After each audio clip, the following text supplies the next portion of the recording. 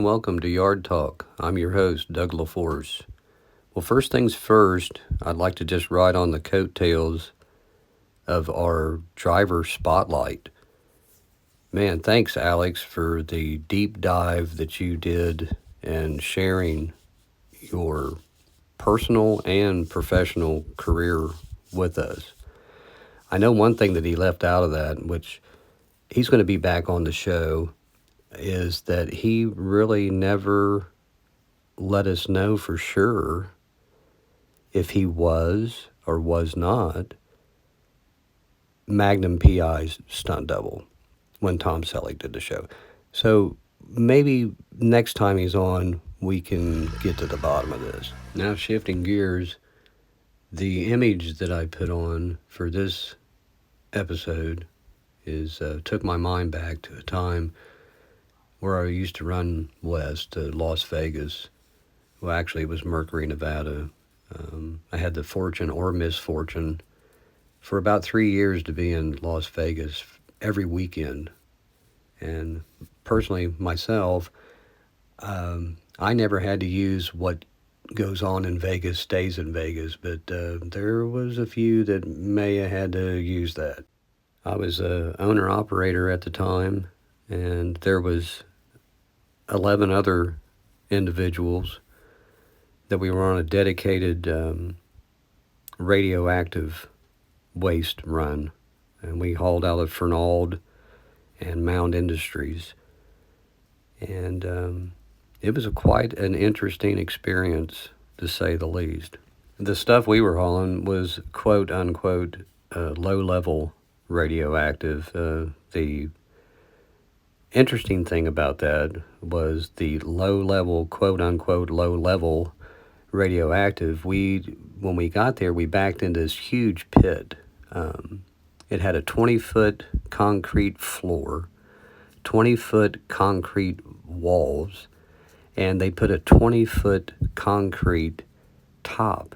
And I don't know how far below the surface, but this is low level. I would hate to see what high level radioactive. Now, mind you, all this is out in the middle of the desert, on a government property, and you'd look around, you'd see antennas out of the mountain, and this, that, and the other. They had military police out there. You could not stray from your route at all, but just to give you a mental picture of where we're at. And before we were allowed to leave, go through Geiger counters on the way out. One individual, he tested hot. I remember that. They confiscated his tractor, his trailer, all his personal belongings. They did a scrub on him, and he had to go to the hospital. I remember he was pretty sick. He did survive, and they fixed him up with another tractor, trailer, and whatnot. But who knows what the long-term effects of being exposed to even low-level radioactive material and what future problems it could cause health-wise. On a lighter note, I will tell you firsthand that it's not a good idea to stop at a truck stop, and someone had the brilliant idea to, at the time there was fluorescent slime, and someone thought it was a good idea to take this slime and put it on the back doors around the seal and let it come down to around like the ICC bumper. Not a good idea. Because what happened afterwards was, I think that we were actually in Missouri heading west, and we got a few miles down the road after we had eaten dinner, and anyhow, the state police were called. Several of us was pulled over, and I'm telling you, the state trooper wasn't a very happy camper. We were young at the time, and At any rate, he gave us a pretty good scolding. We had to clean all that stuff off. But a person had stopped. This was back before cell phones and whatnot. A person actually stopped and called the state police and said that there was a radioactive spill going, that we were leaking radioactive material. I'm so happy that the hazmat team wasn't called out there, and we all didn't wind up going to jail, which we could have had. Hey, I'm happy to say that we have a guest today. We have an interview with our on-road manager, so we're going to get to that right now.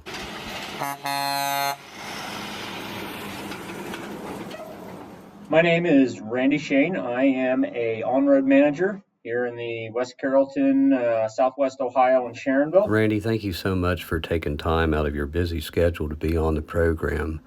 Could you tell us how long you've been with the company and how long have you been in your current position? 26 years, and I have been in this position since 2019. I know a person in your position doesn't per se have a normal day, but could you tell us what an average day may consist of? My average day, if you can call it that, several hours of emails, conference calls. I try to spend half an hour to an hour walking through the yards, interacting with drivers, and I spend a lot of time doing reviews, whether it's performance or safety, and planning for the next month or 3 months of the year. What do you feel is the most important methods or behaviors that you would like to instill in your work group?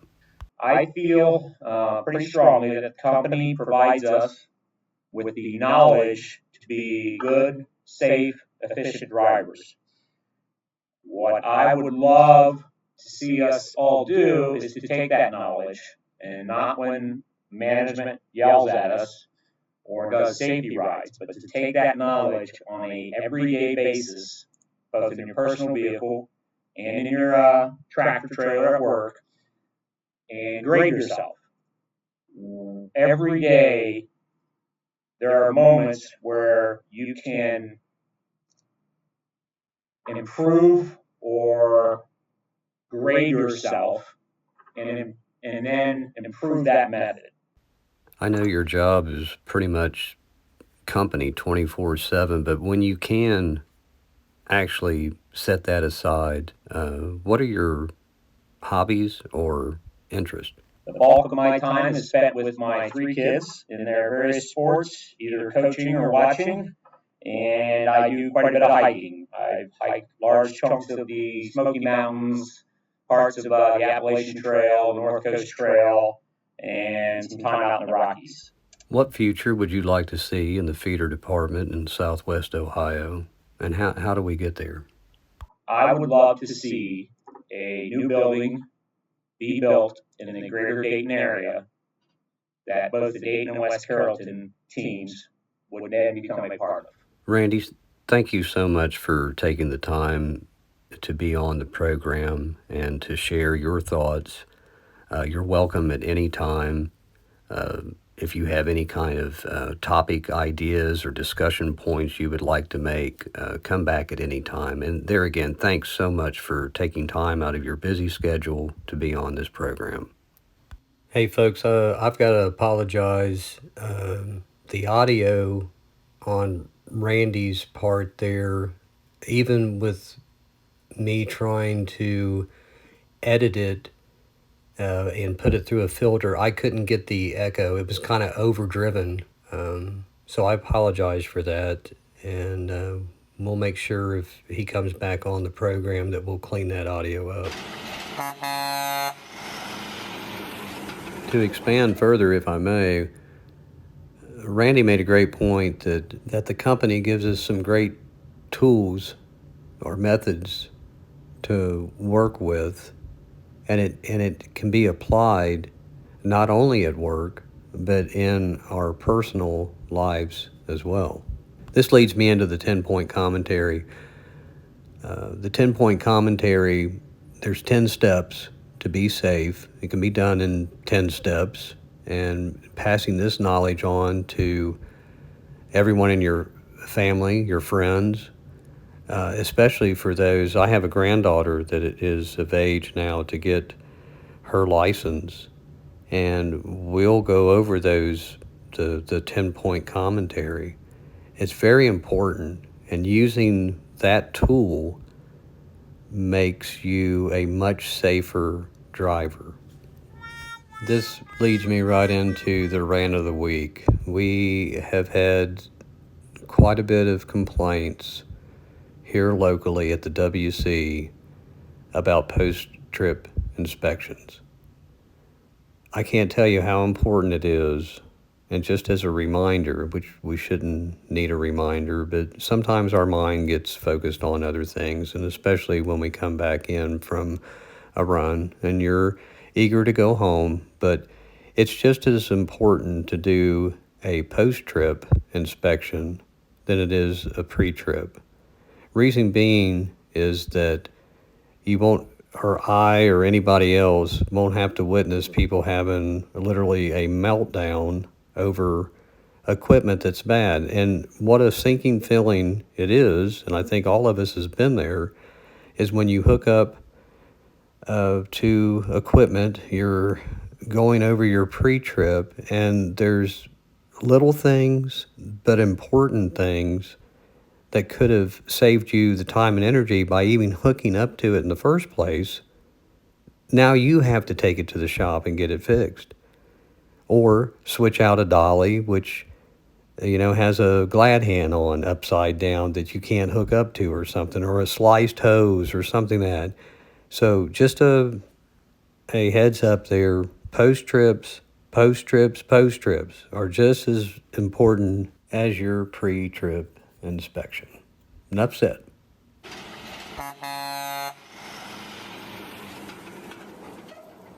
Well, moving right along, I thought it'd be interesting, and I've talked to some other people inside the partial to get their input, their perspective on different things. And so I think that we're going to expand on the program to include speaking with maybe some loaders, some part-time supervisors, some inside supervisors, to just break it all down, and especially for someone like myself, being an outside hire, coming in off the street, I don't know the inner workings of the parcel, and which it could be an education process for me, anyway, speaking for myself, but it may explain some things to me that I really don't know.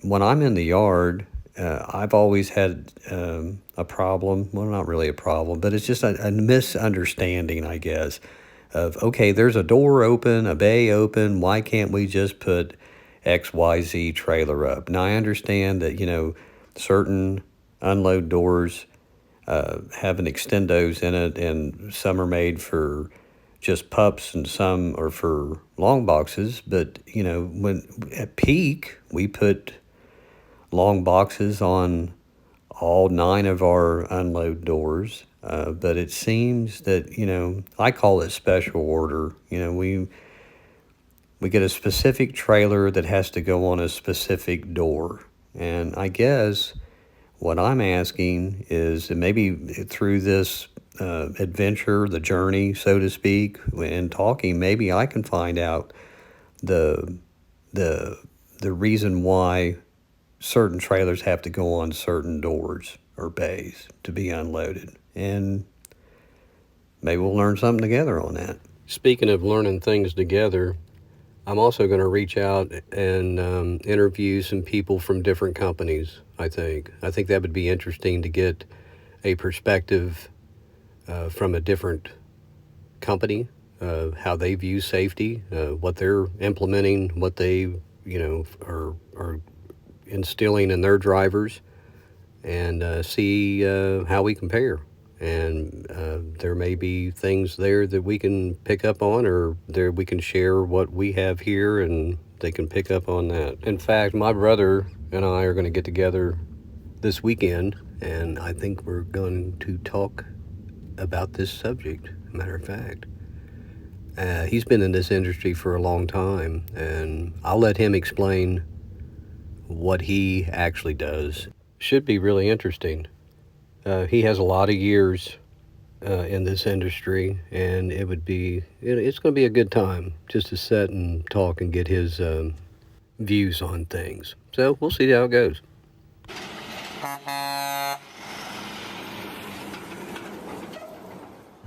Well, okay, folks. I just want to encourage everyone, please keep all your comments coming, subject matter, topics, whatnot, what you want to talk about.